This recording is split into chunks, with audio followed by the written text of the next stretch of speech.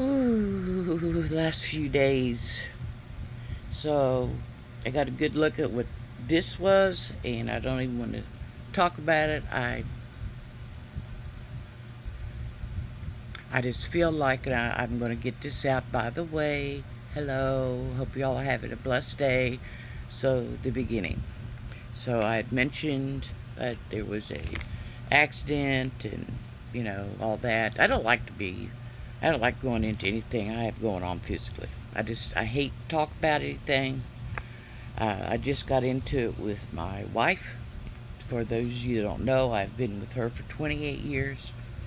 Uh, she's my best friend. She is my, muse. There are things that we've went through that completely changed us. And that being said, I'm playing this game.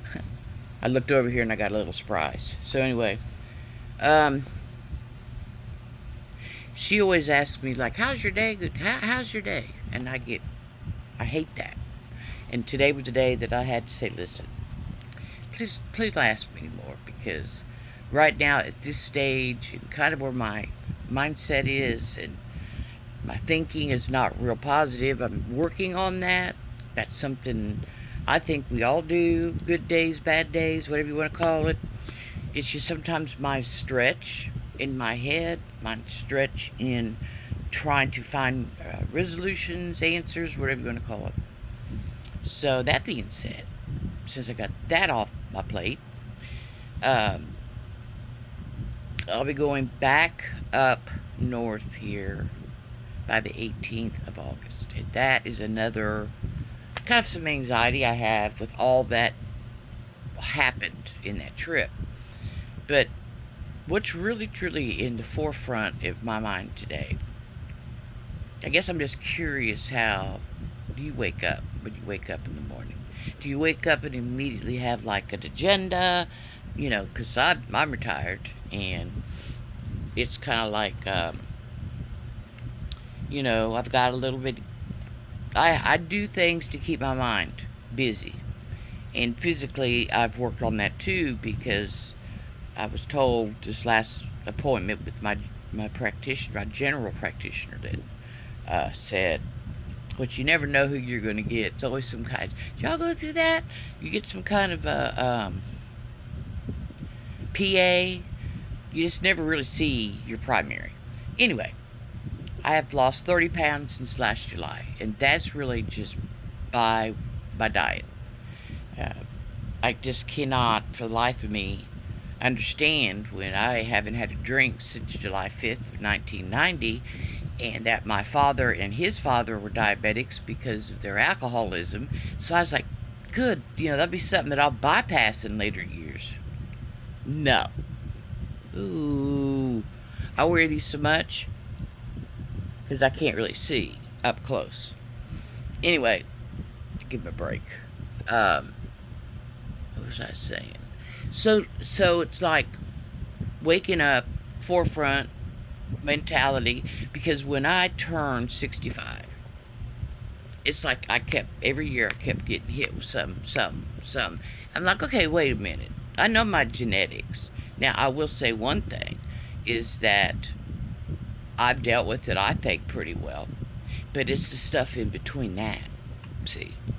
So anyway, I miss my children, my adult children. They have their own lives. I talked to them on the phone, the blessings of videos today, texting, whatever that is an absolute, I come from, which, by the way, let me tell you something. I'm real proud to be a boomer, extremely. That when that labels of things come flying out from a certain generation, I think it's Z, I'm not sure, but, you got to have something to say who you are, which I'm real comfortable in my own skin. So needless, baby boomers came from the fact that after World War II, and there was just a high influx of babies being born, because, things were good. Happy days are here again. Yeah. So because of that, there was just an excess of us. My father, my blessed father, had, no, I don't mean that. He thought, this is kind of that generation, it happens, that you went and got a job and you had that job for 50 years, and when you left, you had a good pension and a gold watch. I worked a nonprofit. He didn't understand, well, you went to college and you could do this and that. And I said, I think, I actually started my little world off by being a phlebotomist. Okay? And the 90s hit. So then AIDS came. So my leading into, this is right about the time I got sober. And by the way, in 87, I divorced. It was nice. I had all my 3 kids. I got them all. And I applied for, this is why I'm saying this, because I miss my kids. This is for posterity and my story. I want my story for my great-granddaughter. There are things that I want for me. I don't want to be forgotten. I don't know about y'all, but how we live on is the stories we tell about our parents, grandparents, great-greats, because I knew my great-grandparents. Anyway, God, I just don't have a life. My best friend moved to California, one of them. My other ones, her grandchildren are small. We're about 10 years apart. So there's just this gap right now. I'm dealing with it, but I have my moments. So for my children, I want to say this. I applied for housing. This would have been in 87. My youngest was a year old. I didn't have a clue about being on food stamps. I applied for Section. I could have stayed where I was. My in-laws, who I stayed friends with all the way till they passed. And they passed 2 years ago. One died at the beginning of the month, and he died at the end of the month, same month. And it was, I gave my mother-in-law's eulogy. I loved her very much. Mom. So anyway, with the divorce, I said, I'm not going to do that. I'm independent. I'm not going to rely on that. Could have stayed there. And I applied for housing and got these apartments, y'all. Oh, didn't know, but it looked nice inside. It was huge. And so I ended up I did a little something sideways. Ooh. And the sideways thing I did was, I was on food stamps. I was in housing. I paid $8 a month for a 3-bed. It was nice inside. So, anyway, I got this job that was cash. And the friend that picked me up, she had used to live across the street from where I lived when I was married. And I went every day. Well, somebody was real jealous of that. Ended up, telling on me or whatever. But before all that happened, living in that environment was not nice. It was, my kids are not allowed to play outside. Inevitably, stuff happens. And my son comes home one day and he's like, Mama, I don't know whether it was from the bus to there, but something happened. He said, these boys took my canteen, and this is something my grandfather gave him. And I said, who took your canteen, baby? Where? And he starts telling me, and da-da-da-da. I said, well, come on, let's go. So we walked down to the other apartment. I lived kind of up front. We went like one building down. And we walk up. It's like, they're barbecuing outside. There is a whole lot of people out there. And I said, is that him right there? And he's going, yeah. I go on. I'm here. Mama. I said, go ahead. So he'll tell the story today, and I feel so bad as a mother. But this is how I was raised. This is the boomer thing I was telling you about. So he gets to walking up, and of course the adult stands up, and she's running her mouth, and I said, oh, going back. And I looked at her. I said, I'm going to tell you something. I don't give a damn how many people you got out here. And yeah, you might end up all whooping my ass. I said, but this is between them 2 boys. I said, as far as I'm concerned, who are you talking to? Because I'm the adult. That was one. You got one. That's all you get. So he walks up. And of course, they end up being friends like 3 days later. But it was the principal. And I'm a very big on principles. Very big. So that being said, I miss my babies. Blow that out there. So I was advised by one of my grandsons, I have 6, and one of them, he's 24, and I had said something the last time I spoke when I was outside talking, the one before I had put, and I was kind of challenged by somebody on YouTube, and they run a couple channels. And this particular comment I made was 8 months old. I can't imagine being that bored or curious about something, and you pick out something that I said, and the one thing that stood out, that you ranted and raved about Lamont at large.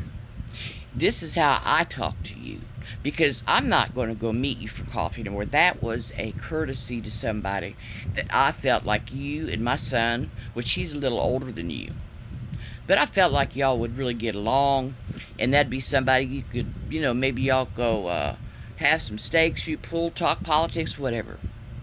But that's dust in the wind, because your immaturity at calling me out in the anger that you had over one word, which was jealousy. Now, I can change that, and I can say envy.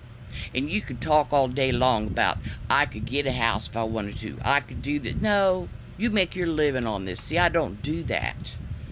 I do this for other reasons, and I could turn it on and shut it off any day, anytime I want. I could download everything I've ever put and still send it out there somewhere in La La Land clouds for my family.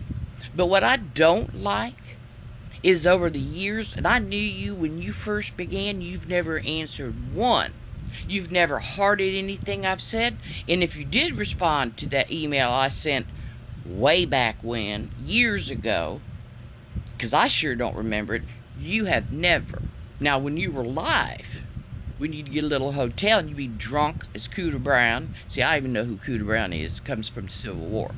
Anyway, I refuse to be used in order for you to get some numbers.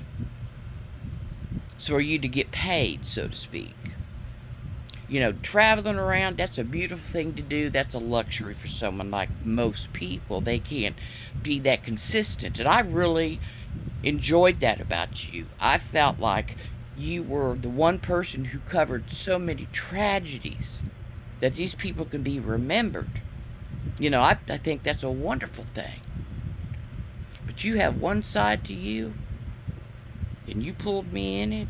I've seen you do it to other people, but here's what my grandson said at 24. He said, are you really going to allow? Are you? He said, that's on purpose. People could get destroyed by that stuff, and they can also benefit from it. See, I'm not worried about destruction, because there's one thing I fear. Just one. And that's been that way all my life. I am not no Bible thumper. I don't go to church, but I've always known I have a higher power.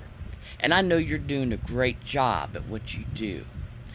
Putting up birdhouses, that enabled me, gave me the same purpose, because my people's all up north, buried in Kentucky. I can't visit nothing. I can't even put a flower on my parents, grandparents, great-grands. So I call friends or family. But what you do is actually beautiful. And the stories you tell, phenomenal. But when it comes to coming at somebody like me, you need to back up. You check yourself, because I am somebody's mother. And the son I'm talking about is a 2-time Afghanistan retired Marine. Yeah. So I'm just letting you know something. I'm a person of standards. And I think that you could have really chose something else besides ranting and raving over the word jealousy. Because I can tell you right now, that man, that channel that I won't mention, because I just go all over the place, but he had money before he got there. Big time. Retired, too. When I said what I said, I didn't even think. And I apologize from the bottom of my heart. I really do. That's what you need to hear, because in all sincerity, I mean that. So with that being said, I've said enough. Been around. Long day for me. So y'all, peace, love, and be kind. Bye.